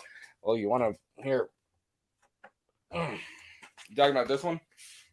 This is the one that actually hangs. I have this. I have all the Halloweens above me, and then I also have a couple of other things. But this is one of them that is hanging, above my. Is that the original try to get poster? it without the glare. Yeah, this is the original poster, and it even has the "What happened is true." Now the motion picture that's just as real. They even lied on the poster, and America's most brutal and bizarre crimes. Like they literally even had it on the poster that they were lying to you. So, but yeah, I love that poster. It's one of my favorite posters I think I have in the room. Let me see, where was I at? Hook Out from the Chest. I always see that whenever I play Dead by Daylight. Indie Phantom says the low angle shot from behind the hook girl approaching the house is one of the best single shots in horror. They did a nice homage to it in the remake and more subtly in the 2022 film. That is true. The shot of is it Pam? Is her name Pam? What's her name? Pam. I am right. Pam. Of her walking up to the house, and it's a gorgeous shot for many reasons. It's a good shot, man. It's iconic. The Netflix movie did some really great stuff. More of a splatter gore fest, yes. Yeah. Yes. I did think they handled it quite well. The bus sequence was ridiculous fun. Leatherface has some fun with those kids, dude. That's the first legit massacre you get in a Texas Chainsaw Massacre film. You know what I mean? We've never really had a full-on he just mows through a crowd. We've never gotten that. So it's pretty interesting. Also says new one is better than the most recent Leatherface, but not in my top 5. I think Texas Chainsaw The Beginning is a great nasty horror flick and the most underrated in the series. I would agree with that. That's a pretty good one. I agree with that. Some good sequel names for TCM: The Next Cut, Leftovers, I Saw You Too, Choice Cuts. Interesting. I Saw You Too, like Saw. I get it. That's pretty good. So let's talk a little bit. Miguel, did you have like a favorite scene or like a favorite moment in this movie watching it? You watched it for the first time, so that's kind of interesting. I didn't realize you had never seen it before. Yeah, I was kind of like shocked at the fact that it literally had me like, I was literally like a couple minutes in when I realized, wait, I've never seen this before. Because I could have sworn I did, but I'm trying to figure out which one it was. I don't know which one it was. But we'll figure it out. Favorite scene from the movie? I would say it was the scene where Sally is already tied up in the chair and she's literally sitting there watching them eat dinner, and she's hysterically laughing or crying, and the Sawyers were just all hysterically laughing, and just seeing how their eyes, how it was like flashing like back and forth from her eyes to like the family. It was like, how much more chaotic can you get? It reminded me of like, I don't remember what it was. It was like, I'm trying to think. There was like a song that I remembered seeing on YouTube, and it had like this scene from Texas Chainsaw Massacre, and that's where I think it hit me. I was like, okay, I've seen this part before, because the way her eyes were just dangling, how close it got to her eyes, and just seeing the strain in Yeah. her eyes, it was just like, fuck, dog, that shit's real. Like, she's actually straining for her life right Yep. now Yeah. because of the Yeah, like production itself. you could tell she was really uncomfortable. Yeah. I really like. I think the opening act of this movie. I think Act 2 and 3 are really where it ramps up for me. Hmm. The opening is great with them in the van, kind of when they meet the hitchhiker. You kind of get an idea of like the relationship. I feel for Franklin in this movie, man. I really Bro, do. I all like them. from I the feel very for Franklin, beginning when dog. he rolls down the hill, which I think was the last thing that the actor who played Franklin even shot. From the minute he rolls down the hill to when they finally get to their house, and he's the one who the hitchhiker cuts on the hand when they get to him in Sally's childhood home, and they're all going upstairs and have a great time without him, and he's sitting there, he does his whole thing, and I feel for him, like they're just kind of leaving him behind, like they're just leaving him in the dust, and he kind of has to fend for himself. And I feel for him in that moment. Like I felt for his character in a lot of different ways. It sucked the way they treated him. And even Sally, right up until his death, they treated him like garbage, like the entire time. Yeah. They were just there to all go have a good time. He even said, he was like, "Come on, Franklin, it'll be a good time." He was like, it'll be a good time, like making fun of her. Like, I guess Sally wanted him to go, and originally he didn't want to. So just a lot of strange things like that. I think the whole gas station scene, it kind of lulls a little bit for me. I'm kind of like, okay, let's go. The first time we see Leatherface is obviously great. That first kill, Yeah. when Kirk is in the house, and when he's in the house and he looks up and it's Leatherface, like it does like the quick zoom in on Leatherface with the sledgehammer, and he hits him, and it's kind of like when Franklin's talking about how they kill the cattle when they drive by in the van, Mhm. and you see all the cattle, like you see the van behind all of the cattle in that really cool shot. And Franklin's like, they hit him on the head with a sledgehammer, but they don't die. They twitch a little bit. Like they have a second where they, and he's going through that whole whatever. That was kind of foreshadowing to that moment where Leatherface hits him. Like he gives him a good whack on the head, and then he starts like twitching and whatever, and Leatherface has to do it a few more times before he pulls him in and slams the door. Yeah, like, that's bro, an iconic scene. Oh boy, like flipped like 3 times. Like, you around. mentioned that. You were like, bro, how many more times is he gonna flip him around? Yeah, he like, flipped. He said, you work for that check, dog. Like he flipped 3 times. I was like, Yeah. damn, son. Well, I don't know what it's like to have that happen to me, but I imagine if that did, I can't imagine myself flipping around 3 times like a fish. Like, I don't know, man.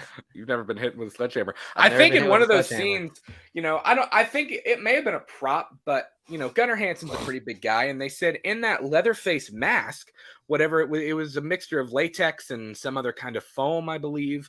In the Leatherface prosthetics in the mask, I think Gunnar Hansen said he couldn't see. He couldn't, like, he could only see like a certain angle, like that was like right in whatever he was looking at, he could just see directly in front of him.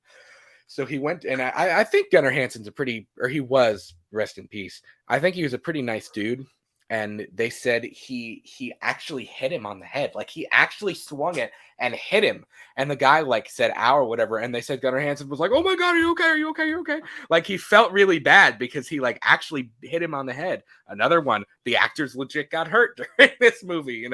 I honestly, speaking of Franklin with his hand, or when the hitchhiker, it's either when he cuts Franklin on the hand or when the hitchhiker cuts his own hand. I believe one of those is true. Like they actually took a knife and cut their hand open. There's one of those. It's like, bro, I don't even think the fight for Oscars were like a thing back then. Like what are you trying to do except give just every being one weird? of these people an Oscar, Yeah, it's like, what are you trying to do other than just being weird? Because like the fight for Oscars wasn't a thing, so like you didn't have to like truly go through shit. Right. So I was like, bro, okay, you just weird as fuck, dog, if you actually cut your hand. Yeah. Jay did. Franklin had a bad attitude. LOL. Hopefully those wheels are spinning freely up in heaven. It's fucked up. Yeah, I think Gunnar. Indie Fandom says Gunnar had a great reputation from convention fans. Yeah, I think he was a really kind dude, which is ironic because he plays one of Was the most Gunnar brutal like serial killers. he's Leatherface, right? Yes, he's Leatherface. Okay.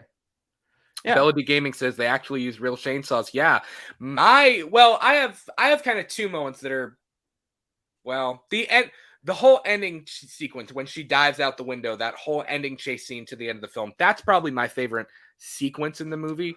But I also am a really big fan of when he runs out, shot. Or not the very last shot, when Franklin is killed and the whole chase scene, which we mentioned this in our commentary. I said, I forget how long the chase scene is between Leatherface and Sally. He chases her for a good 4 or 5 minutes in the movie. It's a long chase scene. I mean, even in the woods, like he kills Franklin. She's watching in horror and again, you don't see anything. All you see is this. You don't see him actually doing anything to him. And they use a real chainsaw for that. Let's talk about how fucking scary that. They used a real chainsaw. And where I was going with that is not only, I think they said they put too much, they purposely filled it up with oil way too much, and they put oil along the exterior of where the blades would be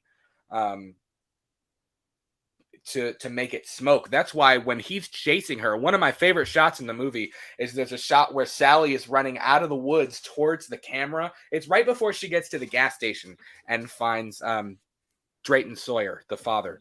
Right before she gets to the gas station, she runs out of the woods and Leatherface comes out behind her. And it's like you just see poofs of smoke coming out of the chainsaw and he's just like bursting through the poofs of smoke. He could run. For being a bigger guy, man, he was getting up and going, you know? Yeah, and I'm surprised because, dude, the smell of burning oil is not a great smell. And to run with that all over your face, props to you, my man. Yeah. It's not a good smell. The one thing I don't understand is, the actor who played Kirk, when he's laying on the table after he hangs Pam up on the meat hook and she's hanging there, and he turns to start to continue butchering and, kind of cutting Kirk up for the meat. And he takes the chainsaw. Kirk said, because it was the actual actor laying there, like, not breathing, pretending to be dead.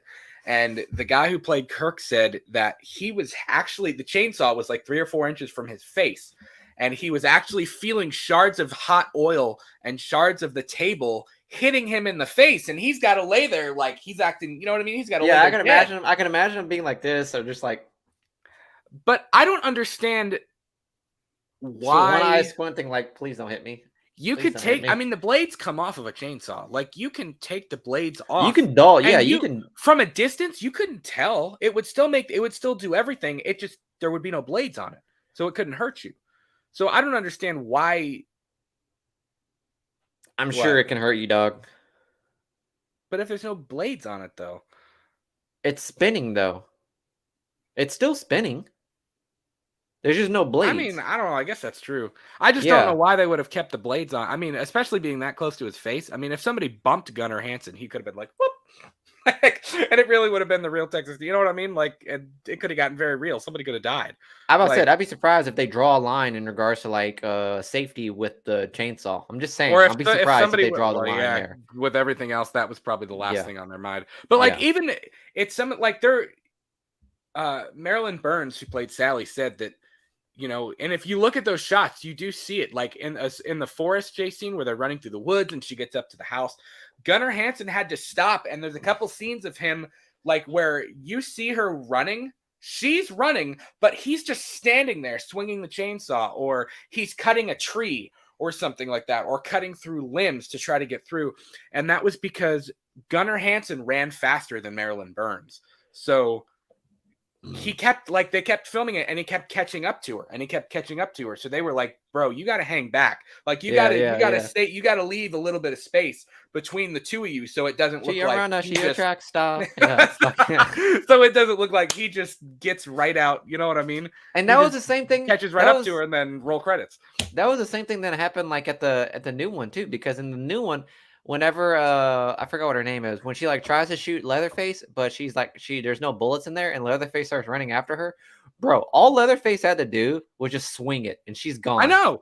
Well, But then it cuts, and then like because they were like this close to each other, and then it cuts a scene, and then all of a sudden they're this far away from each other. I'm like, bro, what the fuck? Well, my point with that though is with the safety thing. Literally, if they really kept the blades on the chainsaw, if he got too close to her and he would have tripped and fallen or something, bro, there went her left leg. Like, I mean, you know what I mean? Like, yeah, that could have been really, really bad. That'd have been a tight spot. Kind of interesting.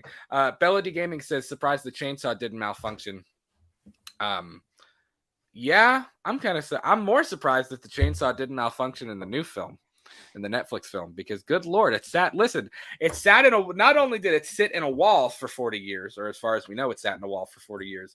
He didn't add oil. He didn't add gas. There was nothing. He just took it out of the wall and revved it a few times, and it was like, oh, we're good to go. Bro, that is true, though. Have you ever tried to start a car like it's been sitting for a long time? It doesn't. It doesn't start.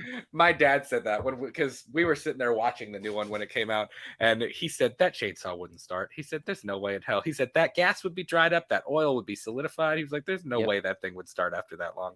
Yep. And at the end of the movie, it goes in the water. Yep. It is completely submerged in the water, and he just takes it back out and he's swinging it. I was like, okay, that's a little like whatever. But yeah, I mean, the whole chase scene is incredible. I think the twist in the movie, at least, I mean, if you've seen it, you expect it. But I'm sure sitting in the theater for the first time watching this, when you realize that Drayton, the gas station owner, is in on it and he's related to them, it's like, I mean, that would have been like, holy crap. I forgot to ask. Did they eat some of the barbecue when they first came to the gas station? That's some fucked up shit, dog. That's nasty, because she looks over and she sees that it's like human body parts, like the barbecue. And but listen, it grosses me out. I don't get grossed out with many things, but the idea of it. Franklin, when they go and they're exploring the house, Franklin's got like a big old piece of sausage or something hanging out of his mouth for like 10 minutes. He's just chewing on. It's like a cigar, like an old Italian man who's got like a cigar that just like gets mushy and sits in the corner of his mouth. Like, that's some shit, literally, dog. he just sits with it, and like he keeps taking it and going and just chewing on it some more. And eventually, when he gets mad and they ditch him and they're going and exploring before Pam and Kirk end up at the Sawyer house with Leatherface, when they go to look for the gas or whatever, he actually ends up going like. And he like spits it out and he throws it or whatever, and he's trying to get in the house. But like, that always grossed me out. I'm like, oh, bro, like, that's disgusting. That's so gross. Andy Phantom says, teaser trailer for Texas Chainsaw Massacre 3 is amazing. Yes. Has the chainsaw coming out of the water and a parody reference to the Excalibur, which is an amazing version of the King Arthur tale. Yes. He's referring to, if you don't know, he's referring to the trailer for the Texas Chainsaw Massacre 3, where literally you don't even know it's Leatherface. There's just a man standing by a lake, and this huge like silver chainsaw like jumps out of the lake and like goes in his hands, and he turns around. It's so 80s and stupid, but like and he's like, you know, and that's the trailer for the third Texas Chainsaw Massacre. It's so stupid, but it's so like cool at the same time. Okay, I just figured out why why TCM was so crazy when it was filmed. It was the 70s. Cocaine. I don't know if anybody was on cocaine, but they probably did after the movie, I'll be honest. Like, Bella D Gaming says, by the way, are you guys going to buy the Texas Chainsaw Massacre game? I've heard about it. Yeah. I probably will. I actually watched the trailer again. I mean, I watched it when it came out, but I watched it the other night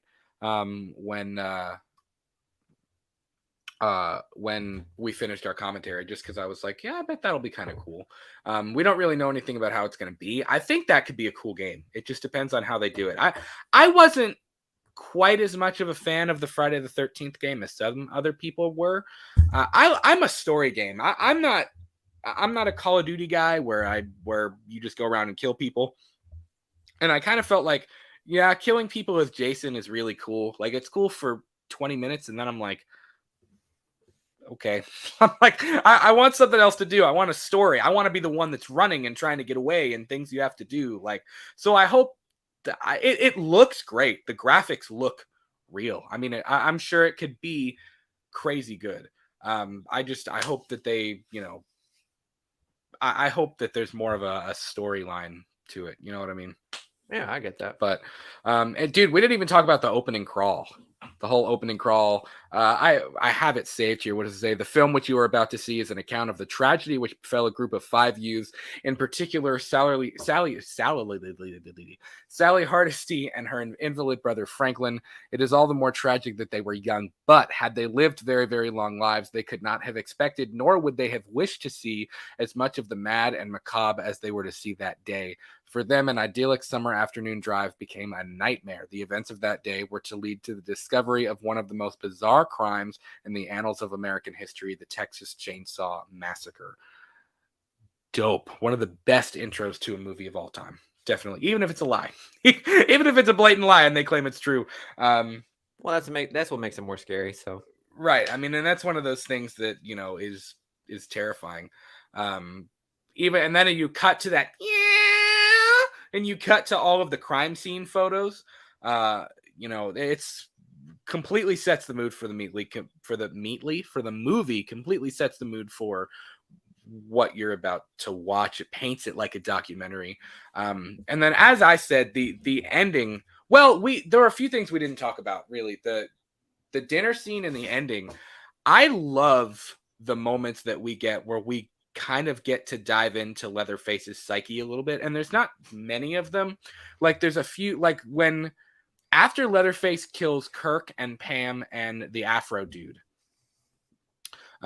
because of course Kirk gets hit by the meat hammer, Pam gets put up on the hook, and then she's in the freezer, and then what's his name, Afro Boy, goes how and she's alive in the freezer, I will never know. He finds her in the freezer, and then he gets hit by the normal hammer again. After those first 3 scenes, I love it when Leatherface kind of screams and he's grabbing his head and he runs up to the window and he shuts the curtains. I mean, you have to think, for somebody who has an intellectual disability, for somebody who has been raised with that abusive, I mean, he's abused. Let's be honest. He is abused. Yeah. I mean, they treat him like garbage, and they probably make him do this. This is probably all he knows. He can't communicate.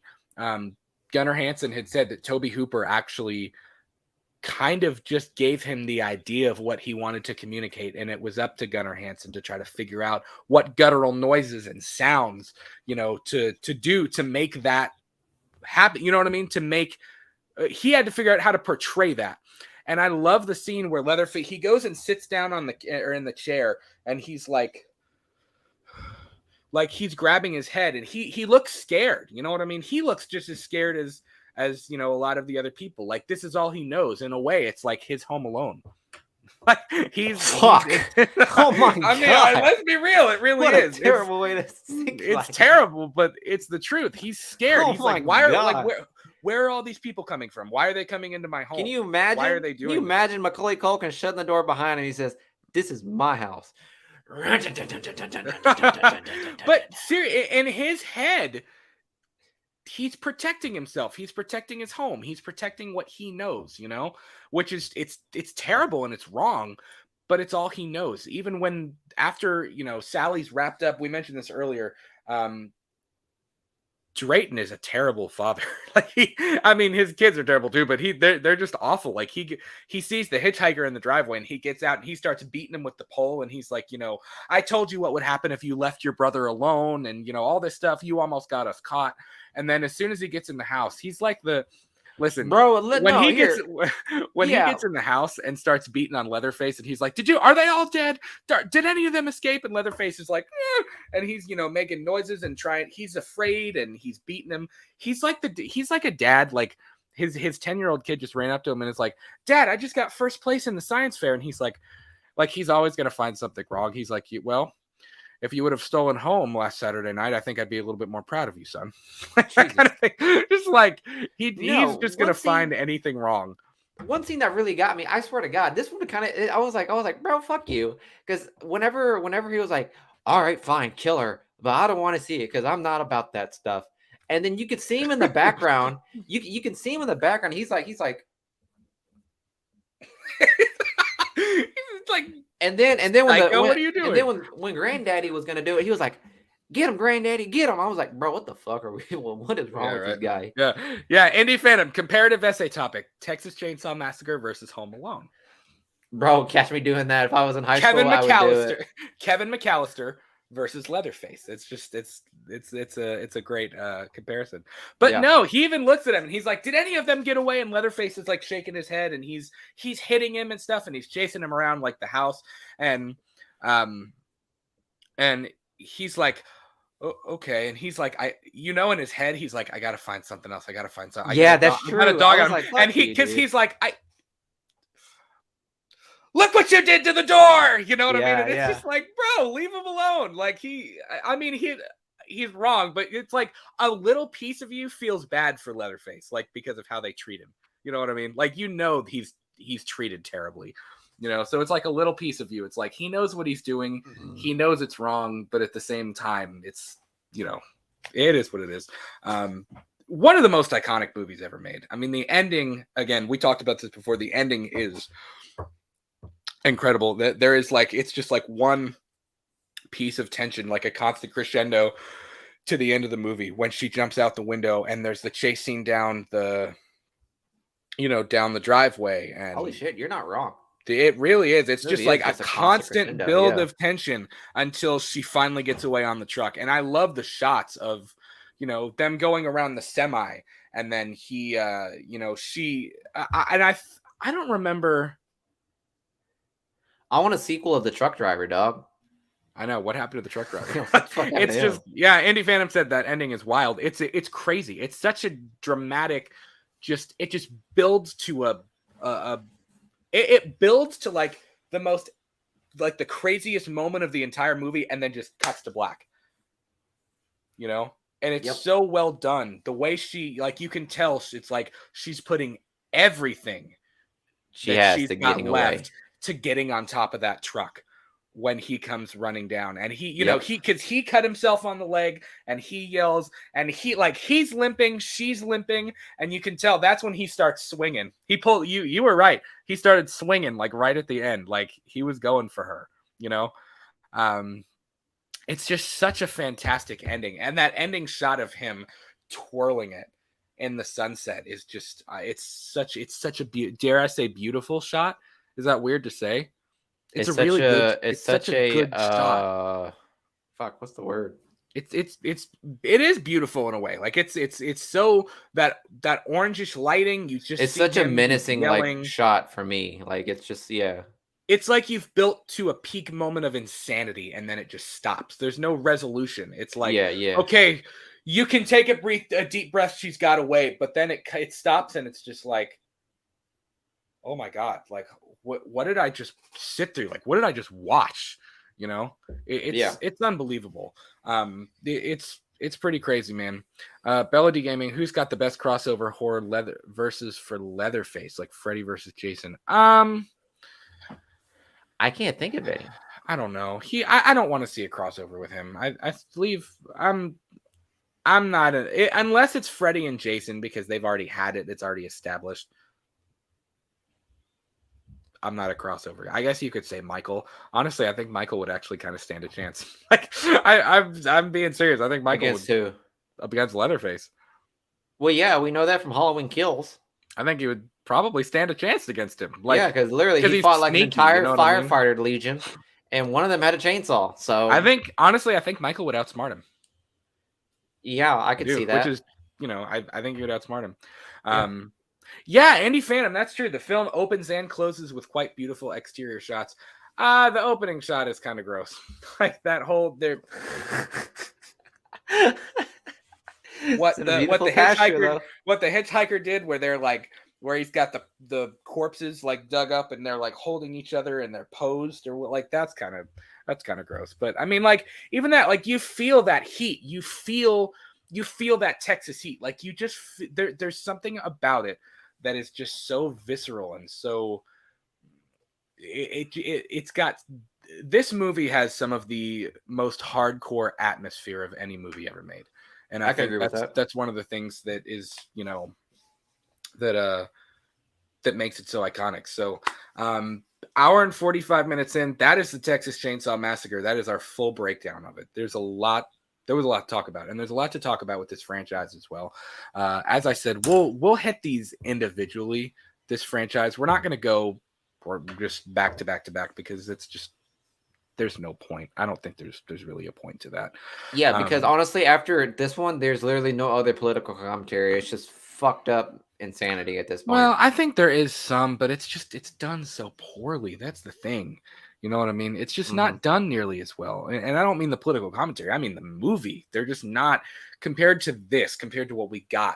It's like it's spoiled for you, So it's a 10 out of 10 for me. Do you have a rating for this movie? You said a 10 out of 10? It's a 10 out of 10 for as a horror film. It's a 10 out of 10. Now, is it the greatest movie ever made? No, but it's as a horror flick and what it meant for horror. It's a 10 out of 10. It's an I'm gonna say NA, not applicable. And I understand that. I completely get that. So comment down below. Let us know what you all think of the Texas Chainsaw Massacre. What is your analysis? What are your thoughts? I mean, where do you think it falls in the horror genre as like most important films, most important moments in the last 5 or 6 decades of horror? I think for me, this is one of those films that helped to redefine what the 80s were going to be. I think when you look at The Exorcist, The Texas Chainsaw Massacre, Jaws, Halloween, Psycho, Night of the Living Dead, I think there's this core circle of films that really help to inspire what 80s horror became. You know what I mean? It's definitely in the top 10 most influential horror movies of all time. And honestly, I think you could almost put it in the top 100 most influential movies of all time, period. Because of what it meant for people and what it continues to mean for people and what it means for this genre. So, guys, let us know. That's going to do it for episode number 8 of Purely and Simply Evil. Thank you guys so much for joining us this morning. If you haven't already, please be sure to leave us a like. And if you're new, consider subscribing to our channel. The last 2 episodes of Purely and Simply Evil will be on Halloween H2O and Halloween Resurrection. We don't have dates for those just yet. We're filming our commentaries for those next week, and we will finish that out. We have lots planned for season 2 of Purely and Simply Evil. New intros looking great, new backgrounds looking great. Lots of really cool things. So we're super stoked. We hope you're stoked too. Please be sure to follow us on Twitter and Instagram at We Talk the Movies. We are also on TikTok at the same handle. On Tuesday night at 8 p.m., we are reviewing The Batman. That's why I got to get off here right now. I am getting ready to go see it in just a couple hours. So super hype. Join us at 8 p.m. On Tuesday as we review The Batman. We will talk to you guys soon. Have a fantastic rest of your weekend. And we'll see you. See ya. Rev.